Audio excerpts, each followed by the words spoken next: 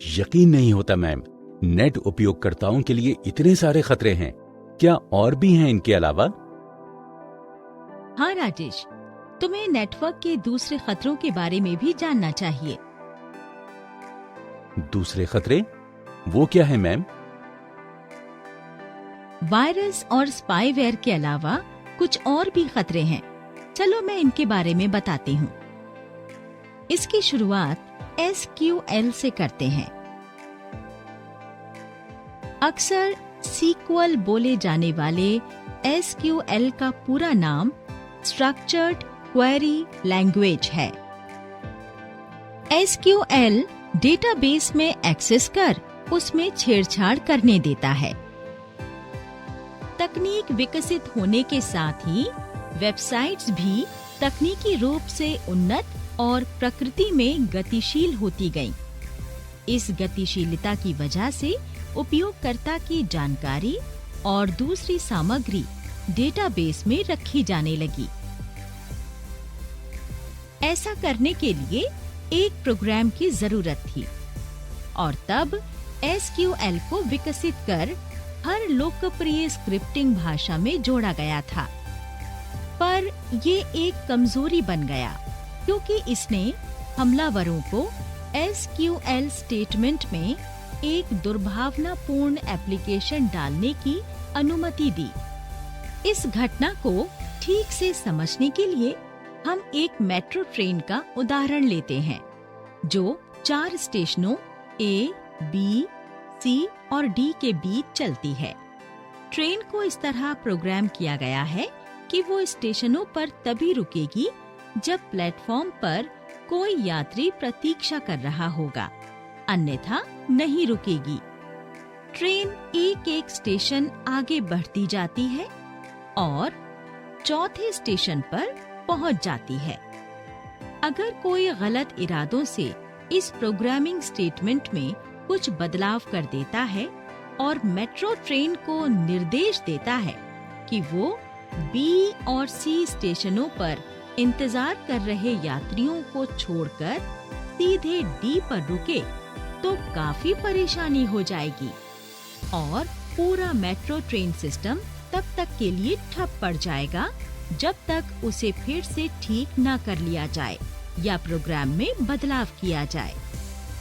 जब SQL injection का प्रयोग होता है तो बिल्कुल ऐसा ही होता है। ये अमान्य इनपुट्स देकर प्रोग्राम को बदल देता है और परिणाम स्वरूप साइट प्रभावित हो जाती है। तकनीकी रूप से कहें तो मूल रूप से इनपुट सत्यापन त्रुटि ही SQL इंजेक्शन है। इनकी कमजोरियां तब उजागर होती हैं जब डेटाबेस से जुड़ा एक एप्लीकेशन असुरक्षित तरीके से डेटा को SQL क्वेरी तक जाने का रास्ता देता है, जैसा कि हमने ऊपर मेट्रो के केस में दिखाया। याद रहे कि जब डेटा को गलत निर्देश मिलते हैं तो SQL इंजेक्शन के हमले से संवेदनशील डेटा लोगों तक पहुंच सकता है। पूरा डेटाबेस बर्बाद या वेबसाइट खराब हो सकती है। सुरक्षा में घुसपैठ के आधार पर SQL इंजेक्शन को सभी घुसपैठियों में सबसे खतरनाक माना गया है और पहले स्थान पर रखा गया है। ये लंबी अवधि से अनवरत और मजबूती से शीर्ष के हमलावरों में जगह बनाए हुए है। ऐसे तमाम उदाहरण सामने आए हैं जब SQL इंजेक्शन ने एक महीने में ही लाखों वेबसाइट्स को प्रभावित किया था। इस वजह से काफी आर्थिक क्षति भी हुई। अभी हाल ही में खुलासा हुआ था कि इसका प्रयोग हाई प्रोफाइल संस्थानों पर हमले के लिए किया जा रहा है, जैसे कि सोनी पिक्चर्स। व्यावसायिक साइट्स पर SQL का असर काफी दूरगामी हो सकता है। अगर हमला सफल रहा तो इससे अनधिकृत लोग उपयोगकर्ताओं की सूची देख सकेंगे पूरा टेबल मिटा सकेंगे और कुछ मामलों में हमलावर डेटाबेस पर प्रशासनिक अधिकार कर लेता है और व्यवसाय के लिए ये सभी अत्यधिक हानिकारक हैं। अगर SQLI से होने वाले हानि की बात करें तो भरोसा टूटने के साथ ही ग्राहक की तमाम निजी जानकारी जैसे कि फोन नंबर, पता और क्रेडिट कार्ड की जानकारी चोरी हो जाती है। हालांकि इस वेक्टर से किसी भी SQL डेटाबेस पर हमला किया जा सकता है, लेकिन वेबसाइट्स ज्यादा आसान शिकार होती हैं। तो क्या ऐसे उपाय हैं जिनके जरिए कोई उपयोगकर्ता SQL इंजेक्शन के हमले से बच सके? वेबसाइट बनाने वाले ज्यादातर इस तरह के हमलों से बचने का तरीका इजाद करते हैं। हालांकि एक उपयोगकर्ता के लिए सबसे जरूरी है कि वो इनके बारे में जागरूक रहे। जरूरी है कि उपयोगकर्ता अपने सिस्टम को नियमित रूप से अपडेट करता रहे, सिस्टम को हमेशा ठीक रखे ताकि वो माध्यम ना बनने पाए जिससे कि ये हमले किए जाते हैं।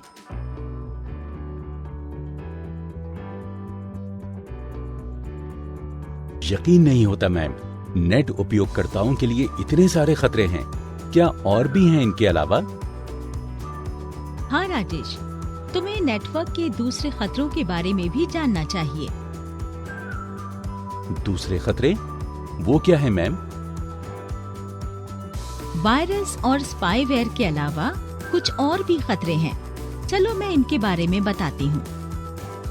इसकी शुरुआत SQL से करते हैं। अक्सर सीक्वल बोले जाने वाले SQL का पूरा नाम स्ट्रक्चर्ड क्वेरी लैंग्वेज है।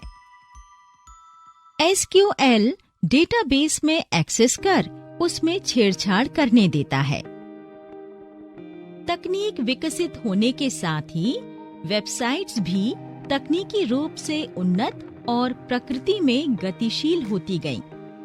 इस गतिशीलता की वजह से उपयोगकर्ता की जानकारी और दूसरी सामग्री डेटाबेस में रखी जाने लगी। ऐसा करने के लिए एक प्रोग्राम की जरूरत थी और तब SQL को विकसित कर हर लोकप्रिय स्क्रिप्टिंग भाषा में जोड़ा गया था।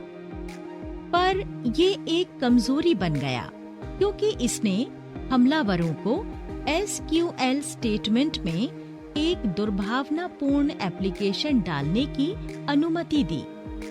इस घटना को ठीक से समझने के लिए हम एक मेट्रो ट्रेन का उदाहरण लेते हैं जो 4 स्टेशनों A, B, C और D के बीच चलती है।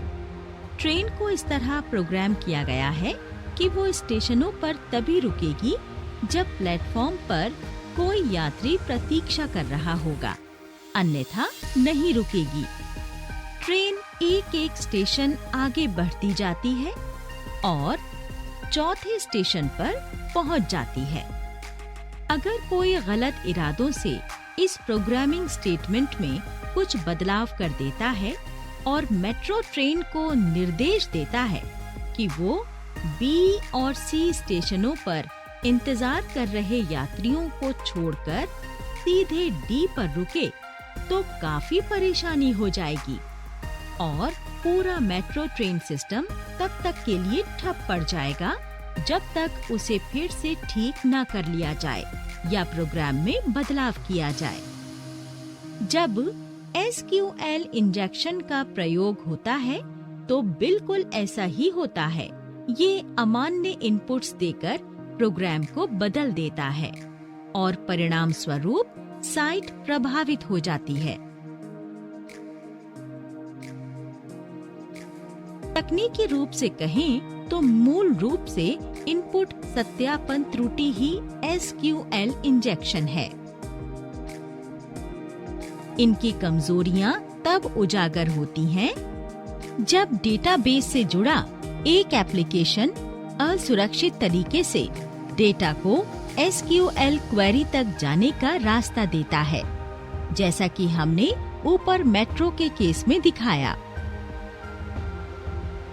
याद रहे कि जब डेटा को गलत निर्देश मिलते हैं तो SQL इंजेक्शन के हमले से संवेदनशील डेटा लोगों तक पहुंच सकता है।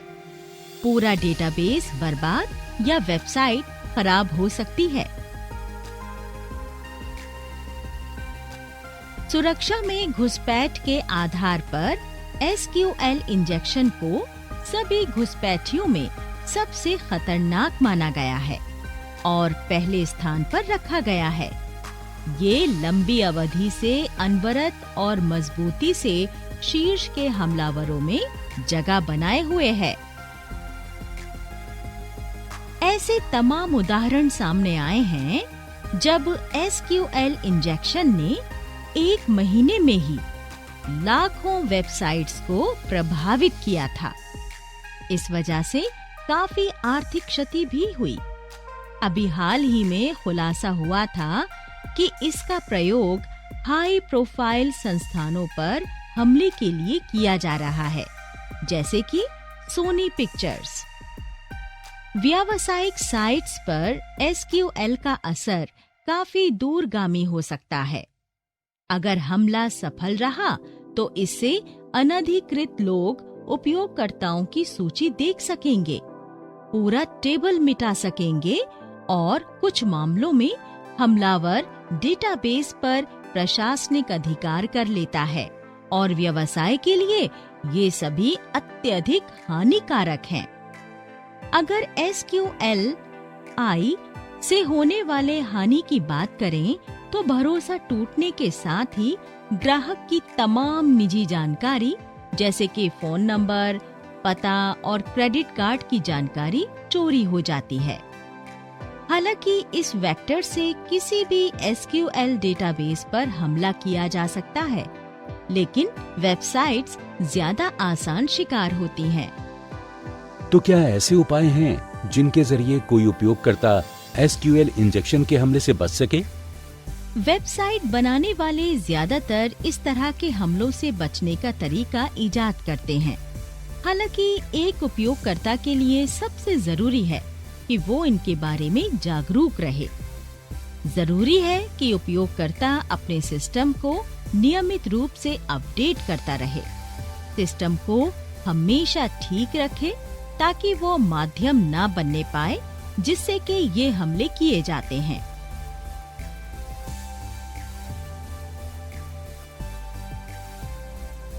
अगला है बफर ओवरफ्लो। ये बफर ओवरफ्लो क्या होता है मैम? बफर ओवरफ्लो को समझने के लिए एक कप चाय का उदाहरण लेते हैं।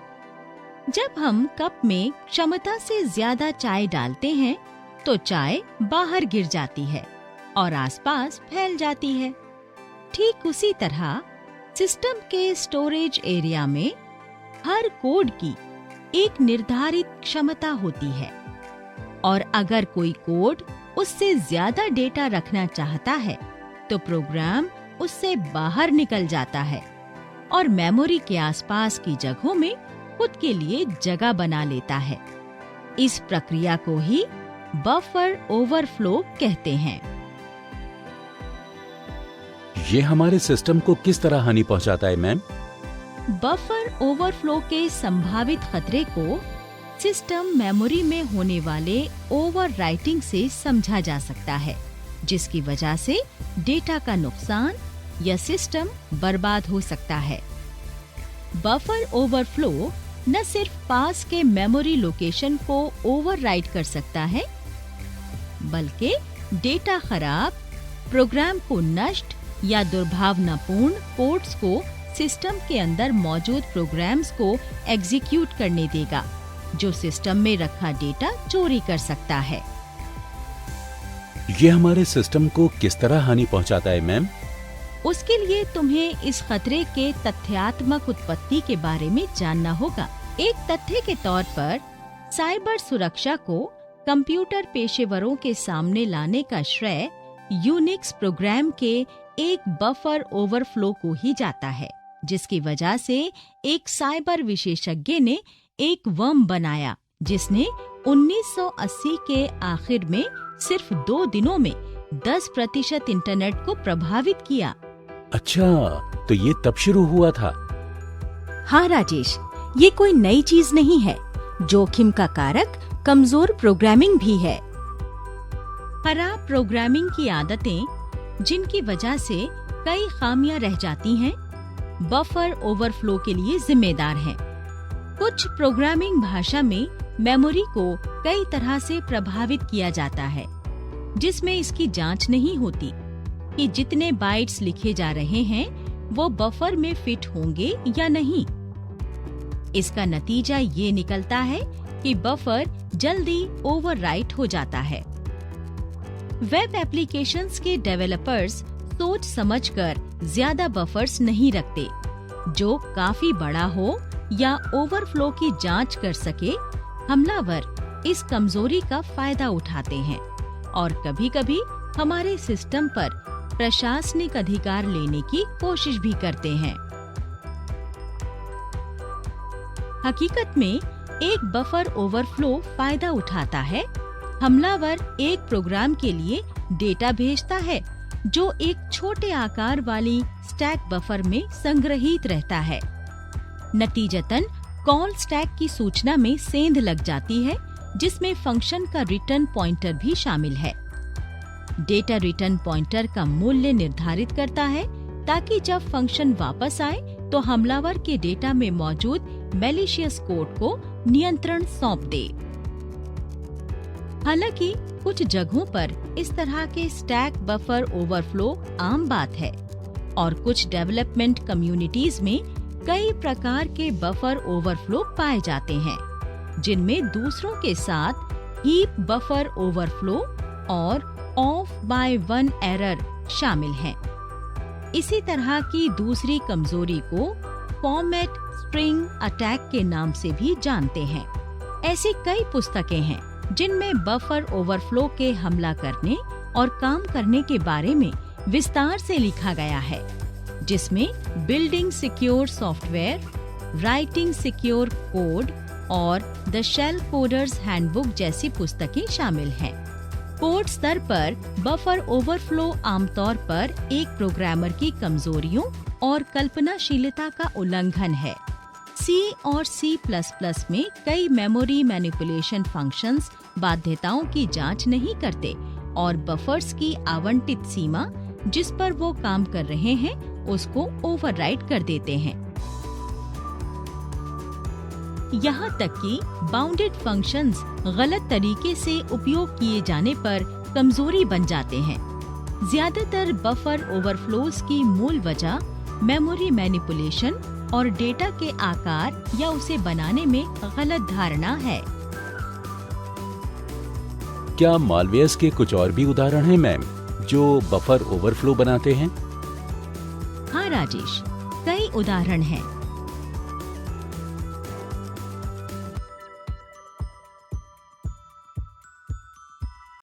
तुमने शायद अभी हाल ही में हार्ट ब्लीड मालवेयर के बारे में सुना होगा, जो खुले SSL क्रिप्टोग्राफी लाइब्रेरी में बफर ओवरफ्लो की कमजोरी है।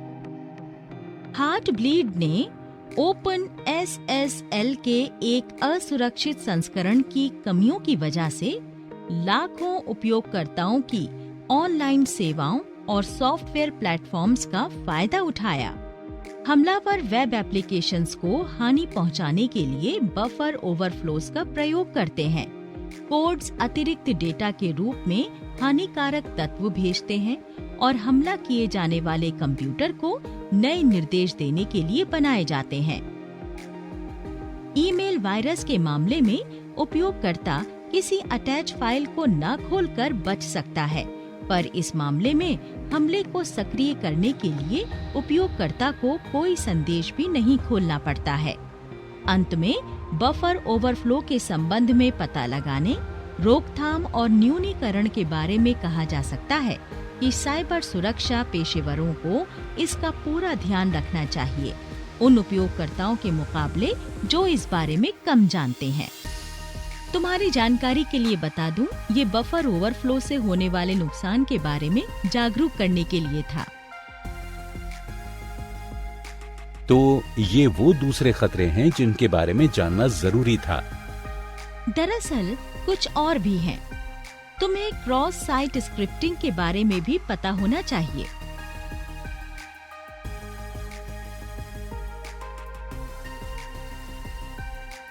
क्रॉस साइट स्क्रिप्टिंग, ये क्या होता है नंदिता मैम?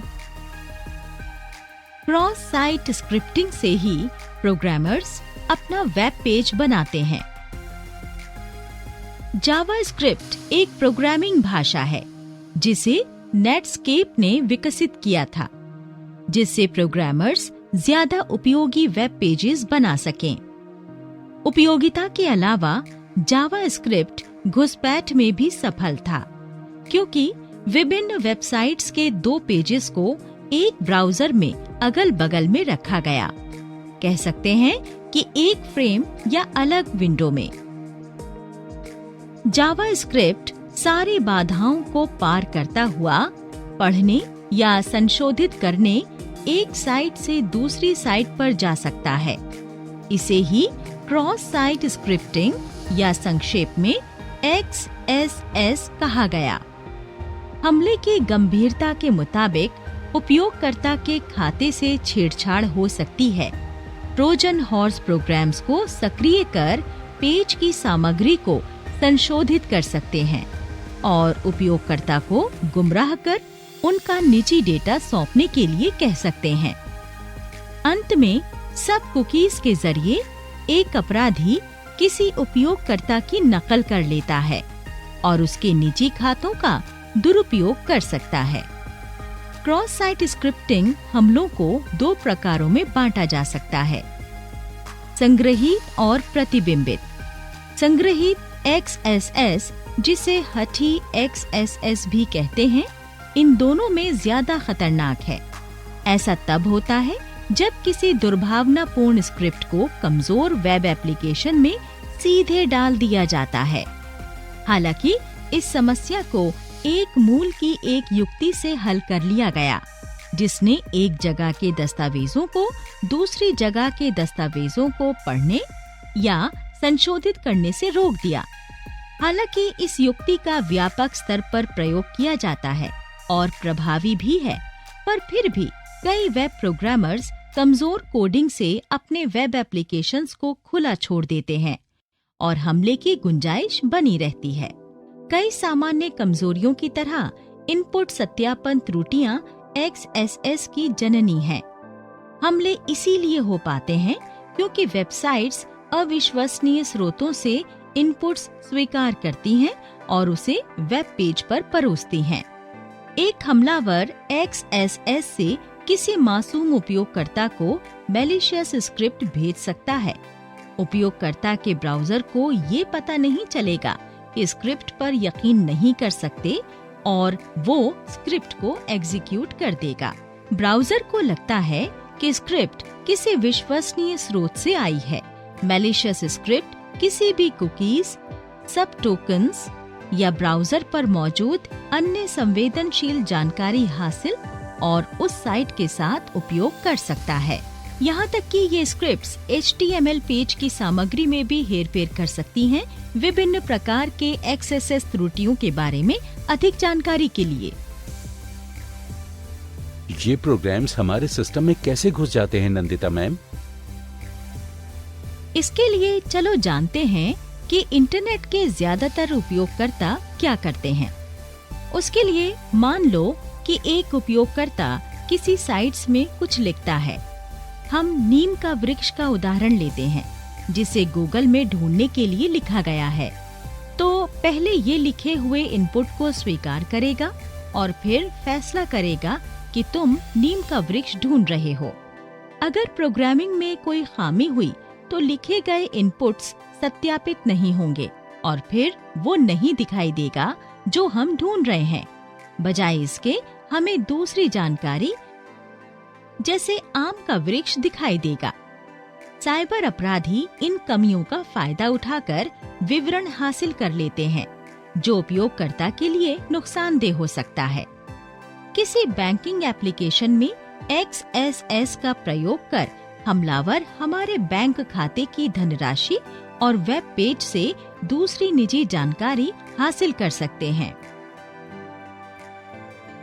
अच्छा, XSS के खतरे को कम करने के लिए एक उपयोगकर्ता क्या कर सकता है मैम? उसके लिए तुम्हें नवीनतम ब्राउजर्स के बारे में जानना होगा।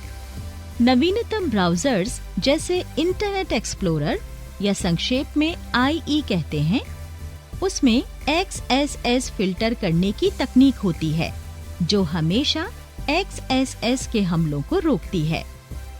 फायरफॉक्स प्रयोग करने वाले उपयोगकर्ता NoScript प्लगइन इंस्टॉल कर सकते हैं जो XSS को रोकती है। NoScript उपयोगकर्ताओं को उन साइट्स को चुनने की आजादी देती है जिस पर उन्हें जावास्क्रिप्ट कोड चलाना है और दूसरी अविश्वसनीय साइट्स को खुद मना कर देती है। क्रोम में भी XSS हमलों से बचने की तकनीक शामिल है। तो नंदिता मैम, मतलब किसी प्रसिद्ध साइट का प्रयोग करते वक्त भी हमें सतर्क रहना चाहिए? बिल्कुल राजेश, ज्यादातर प्रसिद्ध साइट्स पर ही घुसपैठियों का खतरा अधिक होता है। अब तक हमने जो भी चर्चा की है उसे जानने के लिए किसी चित्र पर क्लिक करें। अक्सर SQL बोले जाने वाले SQL का पूरा नाम स्ट्रक्चर्ड क्वेरी लैंग्वेज है। SQL डेटाबेस में एक्सेस कर उसमें छेड़छाड़ करने देता है। SQL को विकसित कर हर लोकप्रिय स्क्रिप्टिंग भाषा में जोड़ा गया था, पर ये एक कमजोरी बन गया क्योंकि इसने हमलावरों को SQL स्टेटमेंट में एक दुर्भावनापूर्ण एप्लीकेशन डालने की अनुमति दी। सिस्टम के स्टोरेज एरिया में हर कोड की एक निर्धारित क्षमता होती है और अगर कोई कोड उससे ज्यादा डेटा रखना चाहता है तो प्रोग्राम उससे बाहर निकल जाता है और मेमोरी के आसपास की जगहों पर खुद के लिए जगह बना लेता है। इस प्रक्रिया को ही बफर ओवरफ्लो कहते हैं। हार्टब्लीड मालवेयर खुले SSL क्रिप्टोग्राफी लाइब्रेरी में बफर ओवरफ्लो की कमजोरी है। हार्टब्लीड ने ओपन SSL के एक असुरक्षित संस्करण की कमियों की वजह से लाखों उपयोगकर्ताओं की ऑनलाइन सेवाओं और सॉफ्टवेयर प्लेटफॉर्म्स का फायदा उठाया। जावास्क्रिप्ट ने घुसपैठ की राह दिखाई क्योंकि विभिन्न वेबसाइट्स के 2 पेजेस को एक ब्राउजर में अगल बगल में रखा गया। ये कह सकते हैं कि एक फ्रेम या अलग विंडो में। जावास्क्रिप्ट सारी बाधाओं को पार करता हुआ पढ़ने या संशोधित करने एक साइट से दूसरी साइट पर जा सकता है। इसे ही क्रॉस साइट स्क्रिप्टिंग या संक्षेप में XSS कहा गया।